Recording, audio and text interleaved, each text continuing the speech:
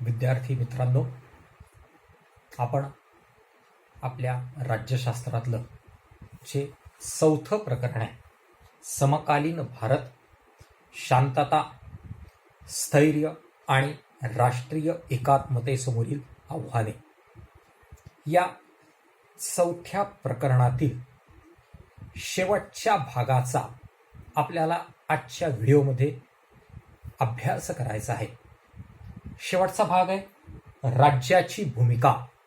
राष्ट्रीय एकात्मतेच्या संदर्भामध्ये, राष्ट्रीय एकात्मता टिकवून ठेवण्याच्या संदर्भामध्ये राज्याला कोणती भूमिका पार पाडावी लागते, त्या भूमिकेचे 3 टप्पे आपल्या अभ्यासक्रमामध्ये दिलेले आहेत. त्या 3 टप्प्यांचा आपल्याला या ठिकाणी अभ्यास करायचा आहे. परंतु या 3 टप्प्यांचा अभ्यास करण्यापूर्वी आपण हे जे चौथं प्रकरण अभ्यासलेलं आहे, त्या चौथ्या प्रकरणामध्ये आपण कोणकोणत्या घटकाचा विचार केला त्याची पूर्वज्ञान म्हणून थोडक्यात आपण उजळणी सर्वप्रथम करणार आहोत आणि त्यानंतर या भागाला सुरुवात करणार आहोत. आपलं हे जे चौथं प्रकरण आहे, या चौथ्या प्रकरणामध्ये सर्वप्रथम आपण राष्ट्रीय एकात्मता म्हणजे काय याचा विचार केला. त्यानंतर राष्ट्रीय एकात्मतेला पोषक असणाऱ्या ज्या संकल्पना आहेत, त्याच्यामध्ये राष्ट्र म्हणजे काय, तर लोकांमध्ये एकता निर्माण झाली की राष्ट्राची निर्मिती होते. त्यानंतर राष्ट्रवाद निर्माण होतो. राष्ट्रवाद ही राजकीय अस्मिता असते. या राजकीय अस्मितेतून राष्ट्रवादाची भावना निर्माण होते आणि या राष्ट्रवादातून स्वयंनिर्णयाच्या तत्वाची मागणी येते आणि या स्वयंनिर्णयाच्या तत्वातून आम्हाला आमचं शासन, आमचं राज्य असावं अशी मागणी पुढे येते आणि त्यातून राज्याची निर्मिती होत असते. म्हणून अनेक राज्य राष्ट्रातून निर्माण झालेली आहेत, त्यांना आपण राष्ट्रराज्य असं म्हणत असतो. राष्ट्रीय एकात्मता निर्माण होते, राष्ट्र निर्माण होतं आणि त्यातून राज्याची निर्मिती होते. यामुळे राष्ट्र, राष्ट्रवाद, स्वयंनिर्णयाचं तत्व, राज्य या 11वीच्या संकल्पना ज्या होत्या, त्या संकल्पनांचा थोडक्यामध्ये अभ्यास आपण या चौथ्या प्रकरणातील पहिल्या भागामध्ये जे आहेत, या पहिल्या भागामध्ये केला. त्यानंतर राज्याच्या दृष्टिकोनातून राज्याची भूमिका कोणती असते, राज्याला कोणकोणती कामं करावी लागतात, या दृष्टिकोनातून शांतता आणि सुव्यवस्था राखणं हे राज्याचं महत्त्वाचं काम मानलं जातं. राज्याची आर्थिक प्रगती करणं हे राज्याचं दुसरं कार्य सांगितलं जातं. त्यानंतर राष्ट्र उभारणी करणे, वेगवेगळ्या घटकांना एकत्रित घेऊन त्यांच्यात एकता निर्माण करून राष्ट्राची उभारणी करणे, हे राष्ट्र उभारणी करणे हे राज्याचं तिसरं कार्य सांगितलं जातं. त्यानंतर राज्याचा शासन संस्था हा आधारभूत घटक असतो आणि या शासन संस्थेमार्फत कायदा आणि सुव्यवस्थेची जोपासना करणं हे राज्याचं भूमिका मानली जाते. त्यानंतर कल्याणकारी राज्याच्या कल्पनेचा स्वीकार करून लोककल्याण करणं ही राज्याची भूमिका मानली जाते. अशा प्रकारे आपल्या अभ्यासक्रमामध्ये असणाऱ्या ज्या भूमिका होत्या, त्या भूमिकांचा थोडक्यामध्ये विचार आपण या प्रकरणामध्ये केला. त्यानंतर राष्ट्रीय एकात्मतेच्या संदर्भामध्ये विचार करत असताना राष्ट्रीय एकात्मता कशी निर्माण होते आणि ही निर्माण झालेली एकात्मता कशी टिकवावी लागते, या दृष्टिकोनातून विचार करत असताना अमेरिकेच्या संदर्भामध्ये असणाऱ्या 2 संकल्पना, melting pot and salad bowl, ज्याला मराठीमध्ये काश्मीरीचा वाडगा असं म्हटलं जातं, अमेरिकन राष्ट्रीय एकात्मतेच्या संदर्भामध्ये या 2 संकल्पना वापरल्या जातात. त्याच संकल्पना भारतासाठी पण लागू केल्या जातात. ज्याप्रमाणे कोशिंबिरीमध्ये वेगवेगळे पदार्थ असतात, ते आपली स्वतःची स्वतंत्र ओळख ठेवून असतात, परंतु ते कोशिंबिरीमध्ये एकत्र राहत असतात. त्याचप्रमाणे अमेरिकन समाज घ्या किंवा भारतीय समाज घ्या, याच्यामध्ये वेगवेगळ्या संस्कृतीचे लोक आहेत. भारतीय समाजामध्ये वेगवेगळ्या संस्कृतीचे, धर्माचे, जातीचे, भाषेचे लोक आहेत आणि त्यांनी स्वतःचं वेगळेपण जपून ठेवलेलं आहे. परंतु ते सर्व आम्ही भारतीय आहोत या दृष्टिकोनातून कोशिंबिरीप्रमाणे एकत्र राहतात आणि त्याच्यामुळे ही जी संकल्पना सलाद बाउल आणि मेल्टिंग पॉट ही संकल्पना राष्ट्रीय एकात्मतेच्या संदर्भामध्ये असणाऱ्या संकल्पनेचा आपण थोडक्यामध्ये विचार त्या ठिकाणी जो आहे हा त्या ठिकाणी केला. त्यानंतर राष्ट्रीय एकात्मतेच्या संदर्भामध्ये असणारी जी समान मूल्य होती त्या मूल्यांचा अभ्यास आपण त्या ठिकाणी केला की समान नागरिकत्व, सगळ्यांना समान नागरिकत्व असते, एकाला नागरिकत्व दिलं नाही एकाला नागरिकत्व दिलं नाही तर राष्ट्रीय एकात्मता निर्माण होत नाही. विविधतेत एकता, वेगवेगळ्या जाती धर्म प्रांताच्या लोकांमधली एकता शोधून काढली जाते आणि त्यांच्यामध्ये त्यांना एका सूत्रामध्ये बांधून राष्ट्रीय एकात्मता निर्माण केली जाते. राष्ट्रध्वज असेल, राष्ट्रगीत असेल, याच्याद्वारे राष्ट्रनिष्ठा जागृत करून या राष्ट्रनिष्ठेच्या एक सूत्रातून राष्ट्रीय एकात्मता निर्माण करण्याचं काम केलं जातं. भिन्न भिन्न समुदायाबद्दल बंधुत्वाची भावना, आम्ही सर्व बंधू आहोत या बंधुत्वाच्या भावनेतून राष्ट्रीय एकात्मतेची जोपासना किंवा संवर्धन केलं जातं. त्यानंतर वेगवेगळ्या धर्माचे लोक जरी असेल तरी धर्मनिरपेक्ष शासन व्यवस्था, राज्याचा कोणताही धर्म राहणार नाही, सर्व धर्म समान राहतील, प्रत्येकाला आपल्या धर्मानुसार आचरण करण्याचं स्वातंत्र्य राहील या तत्वानुसार धर्मनिरपेक्षतेचं पालन करून राष्ट्रीय एकात्मतेची जोपासना केली जाते. त्याचप्रमाणे सामाजिक आर्थिक राजकीय न्याय असेल व समता असेल, समाजामध्ये काही कारणामुळे सामाजिक विषमता असेल तर ती दूर करून समता निर्माण करून समतेच्या आधारे राष्ट्रीय एकात्मता निर्माण करण्याचं काम केलं जातं. म्हणून याला राष्ट्रीय एकात्मतेशी संबंधित समान मूल्य असं म्हटलं जातं. या मूल्यांचाही अभ्यास आपण या प्रकरणामध्ये जे आहेत या प्रकरणामध्ये केलेला आहे. त्यानंतर राष्ट्रीय एकात्मता साधण्याच्या प्रक्रियेमध्ये राज्याची भूमिका कोणती असते तर राज्य त्या राज्यातील लहान लहान सामाजिक सांस्कृतिक भाषिक घटकांना एकत्र करून त्यांना एकतेच्या सूत्रामध्ये बांधून त्यांची आतमध्ये राष्ट्रीय एकात्मता निर्माण करण्याचं काम करते. जनता आणि शासन यांच्यामध्ये संवाद साधून लोकांचे प्रश्न सोडून राष्ट्रीय एकात्मता निर्माण करते. त्याचप्रमाणे शांतता आणि सुव्यवस्थेची प्रस्थापना करून राष्ट्रीय एकात्मतेची जोपासना करण्यामध्ये राज्याची भूमिका महत्वाची असते. अशा प्रकारे राष्ट्रीय एकात्मतेमध्ये राज्याची असणारी भूमिका आपण त्या ठिकाणी जी आहे त्या ठिकाणी पाहिलेली जी आहे ती पाहिलेली. त्यानंतर राष्ट्रीय एकात्मता आणि भारत या घटकाचा अभ्यास जो आहे हा अभ्यास आपण सुरू केला होता. मग या घटकाचा अभ्यास करत असताना भारतामध्ये राष्ट्रीय एकात्मता निर्माण करण्यासाठी जे संरचनात्मक आणि मानसिक परिमाण केलेले होते त्या परिमाणांचा आपण विचार केला. संरचनात्मक परिमाण पाहत असताना सार्वत्रिक प्रौढ मताधिकार, प्रबळ केंद्र शासन, सांस्कृतिक ओळख म्हणून प्रादेशिक भाषांना महत्त्व, त्यानंतर प्रशासकीय सेवा, त्यानंतर मूलभूत कर्तव्य या संविधानिक राज्यघटनेमध्ये दिलेल्या परिमाणांचा, त्याचप्रमाणे या संविधानिक परिमाणाला मदत मिळावी यासाठी राष्ट्रीय एकात्मता परिषद स्थापन करून त्याच्याद्वारे राष्ट्रीय एकात्मता निर्माण करण्याचं काम भारतामध्ये करण्यात जे हे करण्यात आलं. हे संरचनात्मक परिमाण आपण थोडक्यामध्ये जे हे थोडक्यामध्ये पाहिले. त्याचप्रमाणे मानसिक परिमाणांचा विचार करत असताना राष्ट्रीय एकात्मता ही मनाशी निगडीत असते आणि मनाशी निगडीत असल्यामुळे मानसिक दृष्ट्या प्रयत्न करून विचारपूर्वक ती लोकांमध्ये रुजवावी लागते. यासाठी जे वेगवेगळे प्रयत्न केलेले आहेत त्या प्रयत्नांचा विचार आपण मानसिक परिमाणामध्ये केलेला जो आहे हा केलेला आहे. त्यानंतर 15 ऑगस्ट 1947ला भारताला स्वातंत्र्य मिळालं. हे स्वातंत्र्य मिळाल्यानंतर भारतासमोर जी वेगवेगळी आव्हानं होती त्या आव्हानांचा थोडक्यामध्ये धावता आढावा आपण त्या ठिकाणी जो आहे हा त्या ठिकाणी घेतला. धावता आढावा घेताना 15 ऑगस्ट 1947ला भारताला जेव्हा स्वातंत्र्य मिळालं त्यावेळी संस्थानिकांचा प्रश्न महत्वाचा होता आणि हे संस्थानिकाचं आव्हान कशा प्रकारे सोडवण्यात आलं, संस्थानं भारतामध्ये विलिनीकरण कशी करून घेण्यात आली आणि त्याच्याद्वारे राष्ट्रीय एकात्मतेची जोपासना कशी करण्यात आली याचा विचार आपण त्या ठिकाणी केला.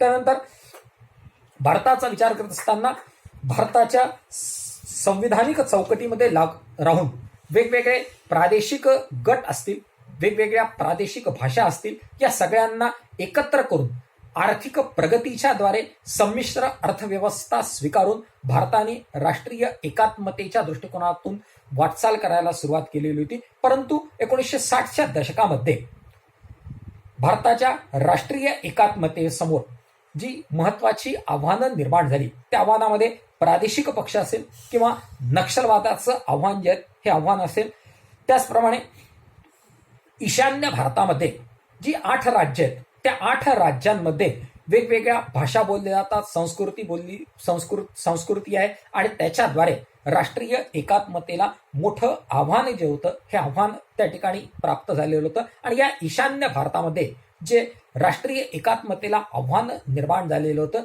त्या आव्हानातून वेगवेगळी आंदोलनं निर्माण झाली होती, त्यातून वेगवेगळ्या घटक राज्यांची निर्मिती झाली आणि त्यातून हे आंदोलन थोड्याफार प्रमाणात कमी करण्यात आलं. म्हणजेच 1960च्या दशकामध्ये ईशान्य भारताची जी समस्या निर्माण झाली होती ते एक मोठं आव्हान भारतासमोर जे या भारतासमोर होतं. 1970च्या दशकामध्ये राष्ट्रीय आणीबाणीच्या घोषणा झाल्यामुळे राष्ट्रीय लोकशाहीला एक प्रकारचं आव्हान निर्माण झालं होतं.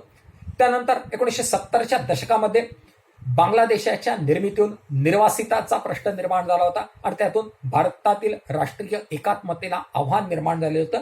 त्याचप्रमाणे 1970च्या दशकामध्ये पंजाबमध्ये खलिस्तानच्या मागणीवरून राष्ट्रीय एकात्मतेला आव्हान निर्माण झालेलं होतं आणि त्यातून इंदिरा गांधींची हत्या करण्यात आली.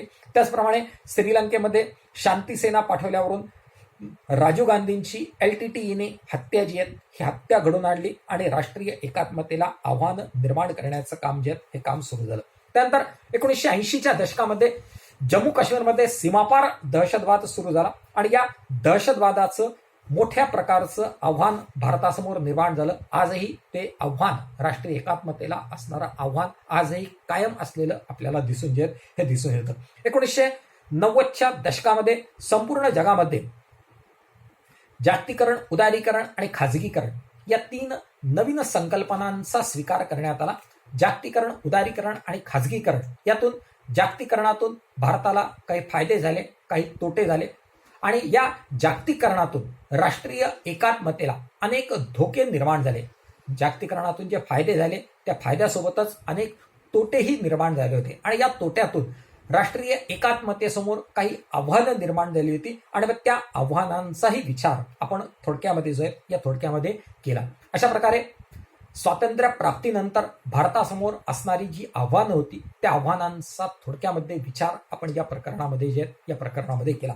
त्यानंतर भारतामध्ये जी प्रमुख 3 आव्हानं आपल्या 12वीच्या अभ्यासक्रमामध्ये दिलेली आहेत त्याच्यामध्ये जम्मू काश्मीरमधील सीमापार दहशतवाद असेल किंवा डाव्यांचा उग्रवाद असेल किंवा दहशतवाद असेल, या 3 आव्हानांचा विस्तृत प्रमाणामध्ये अभ्यास आपण या प्रकरणामध्ये केलेला जो आहे हा केलेला आहे. जम्मू काश्मीरमधील सीमापार दहशतवाद कधी सुरू झाला, JKLF या संघटनेची भूमिका काय होती आणि हा आज जम्मू काश्मीरमध्ये या सीमापार दहशतवादाची परिस्थिती काय आहे, या सगळ्या घटकांचा विचार आपण त्या ठिकाणी केलेला जो आहे हा केलेला आहे. त्यानंतर डाव्यांचा उग्रवादाचा विचार करत असताना नक्षलवादी चळवळ की जिला माओवादी चळवळ असं म्हटलं जातं, ही चळवळ कशी निर्माण झाली, मार्क्स, लेनिन आणि माओ या 3 विचारसरणी, साम्यवादी विचारसरणीतून जो नक्षलवाद सुरू झाला, चारू सन्याल यांच्या 1967 मध्ये पश्चिम बंगालमध्ये जे आंदोलन सुरू केलं त्या आंदोलनातून नक्षलवादी चळवळीला सुरुवात झालेली होती. आज विचार जर आपण केला तर महाराष्ट्र असेल, आंध्र प्रदेश असेल, बिहार असेल, कर्नाटक असेल, हा जो जंगलाचा प्रदेश आहे या जंगलाच्या प्रदेशामध्ये ही नक्षलवादी चळवळ मोठ्या प्रमाणात वाढलेली आहे आणि सैनिकांवर हल्ले करणे, पोलिसांवर हल्ले करणे, सरकारी अधिकाऱ्यांची हत्या करणे अशा प्रकारची दहशतवादी कृत्य या नक्षलवादी चळवळीतून केली जी आहेत हे केली जातात. हा डाव्यांचा उग्रवाद आणि त्याचं असणारं भारतासमोरचं आव्हान आपण त्या ठिकाणी विस्तृत प्रमाणामध्ये पाहिलेलं जे हे पाहिलेलं. त्यानंतर संपूर्ण जगामध्ये आणि भारतामध्ये असणारी जी महत्वाची समस्या जी आहे ही समस्या म्हणजे दहशतवाद. दहशत म्हणजे भीती, वाद म्हणजे विचार. दहशतीच्या आधारे, भीतीच्या आधारे लोकांमध्ये विचार रुजवण्याचा जो प्रयत्न केला जातो त्याला दहशतवाद असं म्हटलं जातं. आणि ही जी दहशतवादाची जी समस्या आहे या दहशतवादाच्या समस्येतून भारतामध्ये असणारे वेगवेगळ्या दहशतवादी संघटना आणि या दहशतवादी संघटनेनी सीमापार दहशतवादी संघटना या संघटनेनी भारतावर केलेले वेगवेगळे दहशतवादी हल्ले या सगळ्यांचा विचार आपण भारतातील दहशतवादाची जी समस्या होती या समस्येचा विचार करत असताना पाहिलेले जे आहेत या ज्या सगळ्या समस्या ज्या आहेत या समस्या भारताच्या राष्ट्रीय एकात्मतेसमोर असणारी आव्हानं मानली जी आहेत ती मानली जातात. आणि मग ही जी राष्ट्रीय एकात्मतेसमोर असणारी जी आव्हानं आहेत ही आव्हानं कमी करणं आणि राष्ट्रीय एकात्मतेची जोपासना जी आहे ही जोपासना करणं ही राज्याचं महत्वाचं कर्तव्य मानलं जे हे मानलं जातं. राष्ट्रीय एकात्मतेच्या संदर्भामध्ये विचार करत असताना आपल्या लक्षात येतं की राष्ट्रीय एकात्मता ही मानसिक संकल्पना आहे. त्याच्यामुळे राष्ट्रीय एकात्मता निर्माण आपोआप होत नाही, ती निर्माण करण्यासाठी प्रयत्न करावे लागतात आणि जाणीवपूर्वक प्रयत्न करून राष्ट्रीय एकात्मता निर्माण करावी लागते. त्याचप्रमाणे एकदा निर्माण झालेली राष्ट्रीय एकात्मता अखंड कालापर्यंत टिकून राहील असं सांगता येत नाही. या राष्ट्रीय एकात्मतेला अनेक धोके असतात, या राष्ट्रीय एकात्मतेला अनेक समस्या असतात आणि या अनेक समस्यांमुळे राष्ट्रीय एकात्मतेला धोका निर्माण होतो. मग हा राष्ट्रीय एकात्मतेला निर्माण झालेला जो धोका असतो हा धोका दूर करणं हे राज्याचं प्राथमिक कर्तव्य मानलं जातं, राज्याचं प्राथमिक कार्य मानलं जातं. म्हणून राष्ट्रीय एकात्मता जी असते हे राष्ट्रीय एकात्मता निर्माण करणं, राष्ट्रीय एकात्मतेचं संवर्धन करणं आणि राष्ट्रीय एकात्मतेची जोपासना करणं यामध्ये राज्याची जी भूमिका असते ही राज्याची भूमिका महत्वाची मानली जाते. आणि त्याच्यामुळे ही जी राज्याची भूमिका आहे या राज्याच्या भूमिकेचाच आपल्याला आजच्या शेवटच्या घटकामध्ये विचार करायचा जो हा करायचा आहे. राज्याच्या भूमिकेचा विचार करत असताना आपल्याला लक्षात येतं की प्रगतीसाठी शांतता आणि स्थैर्य याची नितांत आवश्यकता असते. राज्याच्या स्थापनेचा विचार जर आपण केला तर केवळ मानवाचं संरक्षण करणं यासाठी राज्याची निर्मिती झालेली नाही, तर मानवाचा विकास करणं आणि राज्यामध्ये शांतता आणि सुव्यवस्था राखणं हे राज्याचं प्राथमिक आणि सर्वात महत्वाचं कार्य मानलं जातं.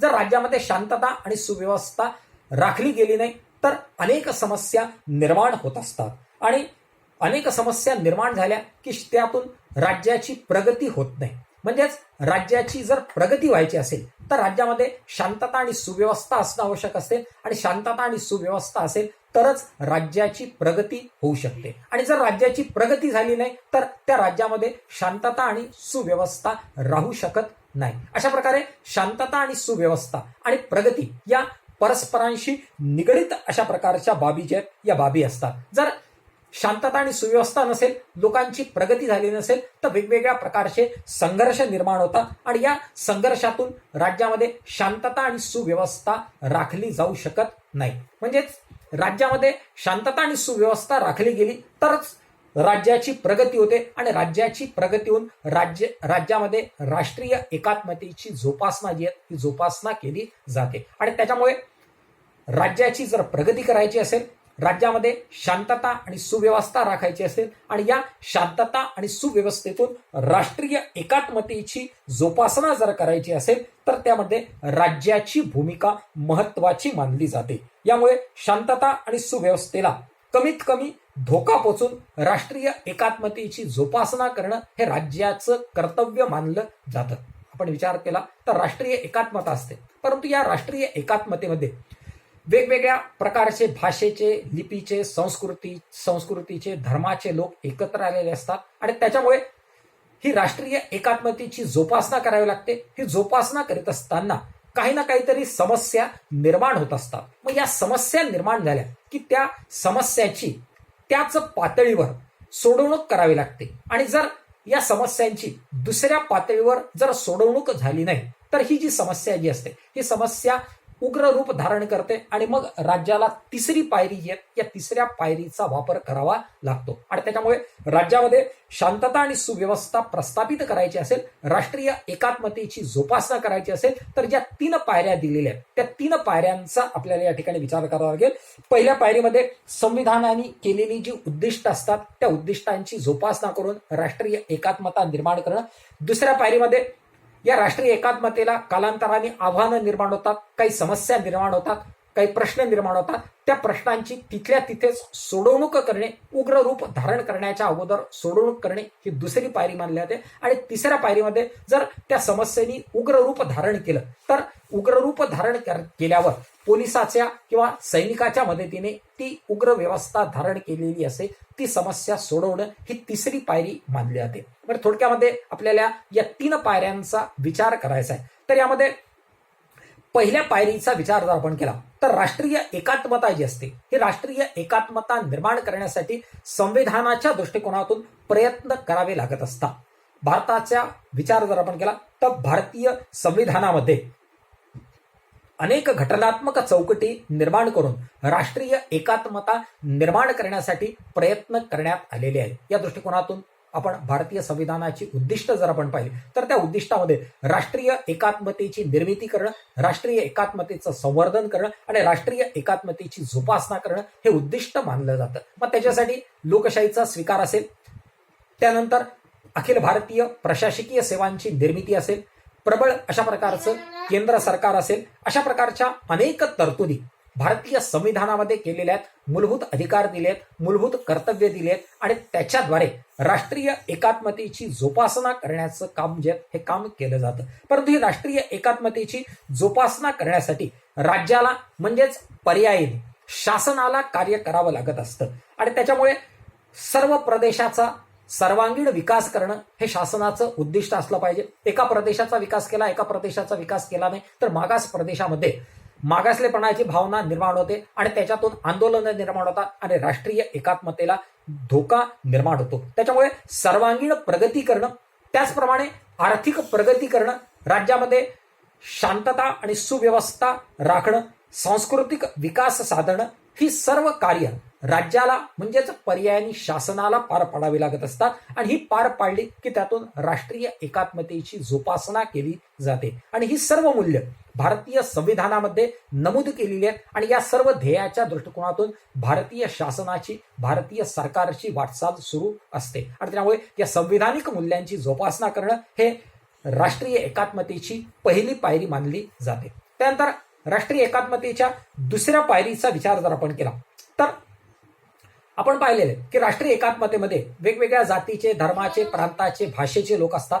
प्रत्येक व्यक्तीला आपला धर्म, आपली भाषा, आपली संस्कृती याचा अभिमान असतो आणि यातून काही वेळेला काही समस्या निर्माण होतात आणि या समस्यातून विकेंद्रीकरणाची मागणी केली जाते. सीमापार लोक येतात आणि ते त्यात आपल्या देशातल्या लोकांना भडकवून देतात. काही ठिकाणी आरक्षणाची मागणी केली जाते आणि या आरक्षणाच्या मागणीतून किंवा वेगळं होण्याच्या मागणीतून राष्ट्रीय एकात्मतेला धोका निर्माण होतो. मग ही वेगळं होण्याची मागणी भाषेच्या आधारावर, धर्माच्या आधारावर, संस्कृतीच्या आधारावर केली जाते. मग अशा प्रकारे ज्या वेळेला राष्ट्रीय एकात्मतेला हे धोके जर निर्माण झाले तर या दुसऱ्या पातळीवर हे जे धोके निर्माण झाले असतील तर ते धोके दूर करणं, मागणी होताच त्यावर अंमलबजावणी करणं ही राज्याची दुसरी भूमिका मानली जाते. की जर एखाद्या